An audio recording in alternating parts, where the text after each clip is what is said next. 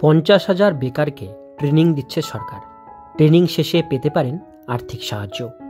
আজকে ভিডিওটির মধ্যে দিয়ে এই ট্রেনিং কারা কারা করতে পারবে এবং কিভাবে এটার জন্য আবেদন আপনাদের করতে হবে, কিভাবে এটাতে চান্স পাবেন, সে সমস্ত বিষয় নিয়ে আজকে আলোচনা করব এই ভিডিওটির মধ্যে।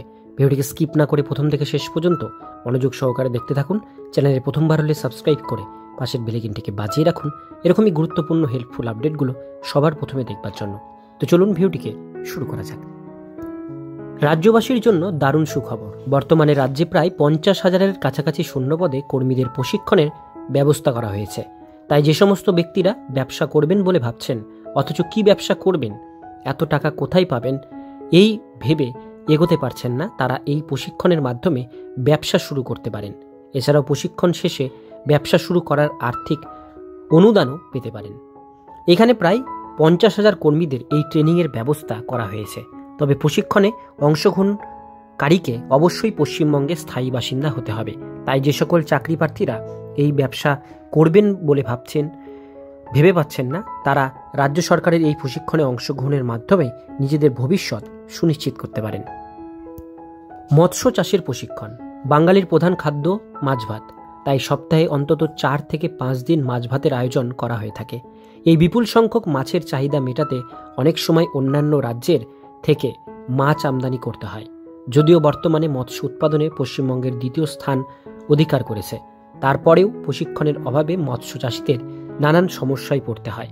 তাই রাজ্য সরকার বছরে প্রায় 50,000 মাছ চাষিদের বিশেষ প্রশিক্ষণ দেওয়ার সিদ্ধান্ত গ্রহণ করেছে।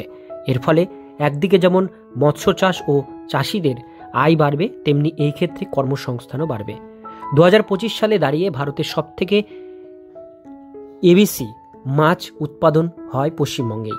তবে এবার আর দ্বিতীয় নয়, লক্ষ্য দেশের মধ্যে মৎস্য উৎপাদনে প্রথম হওয়া।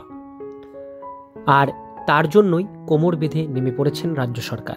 এছাড়াও প্রশিক্ষণ শেষে কেউ নিজস্ব পুকুরের অথবা অন্যের পুকুর ভাড়া নিয়ে মাছের চাষ শুরু করে অনায়াসে প্রতি মাসে 15,000 টাকা থেকে 18,000 টাকা উপার্জন করতে পারবে। ফলে একদিকে যেমন নতুন আয়ের পথ খুলবে, তেমনি রাজ্যের বহু বেকারত্বের সমস্যারও সমাধান হবে। 50,000 যুবক যুবতীদের প্রশিক্ষণ। রাজ্য সরকারের তরফে বেকার যুবক যুবতীদের মৎস্য প্রশিক্ষণের যে ব্যবস্থা করা হয়েছে, এখানে চলতি বছরে প্রায় 50,000 যুবক যুবতীদের প্রশিক্ষণের ব্যবস্থা করা হয়েছে। মৎস্য সম্প্রসারণ অধিকারী সন্দীপ ভৌমিক বলেছেন, গত বছরে প্রায় 20,000 যুবক যুবতী এই ধরনের মৎস্য চাষের প্রশিক্ষণ দেওয়া হয়েছিল। তবে রাজ্য সরকারের বিশেষ নির্দেশ এবার এই সংখ্যাটাই বাড়িয়ে 50,000 করে দেওয়া হয়েছে, যার ফলে অতিরিক্ত আরও কয়েক হাজার যুবক যুবতী মৎস্য চাষের প্রশিক্ষণের সুযোগ পাবেন। এর ফলে রাজ্যের বেকারত্ব সমস্যা কিছুটা হলেও লাঘব হবে। সামনেই বিধানসভা ভোটকে কেন্দ্র করে রাজ্য সরকার একাধিক নতুন প্রকল্পের সূচনা করছে। এর মধ্যে অন্যতম হল মৎস্যজীবীদের প্রশিক্ষণের মাধ্যমে আত্মনির্ভর করে তোলা।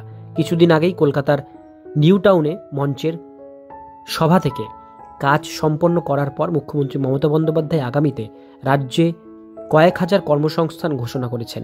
এবার মৎস্যক্ষেত্রে 50,000 বেকার যুবক যুবতীদের স্পেশাল প্রশিক্ষণের মাধ্যমে দক্ষ করে তোলার প্রচেষ্টা চলছে, যার ফলে আগামীতে পশ্চিমবঙ্গ মৎস্য উৎপাদনে দেশের সেরা তকমা পায়।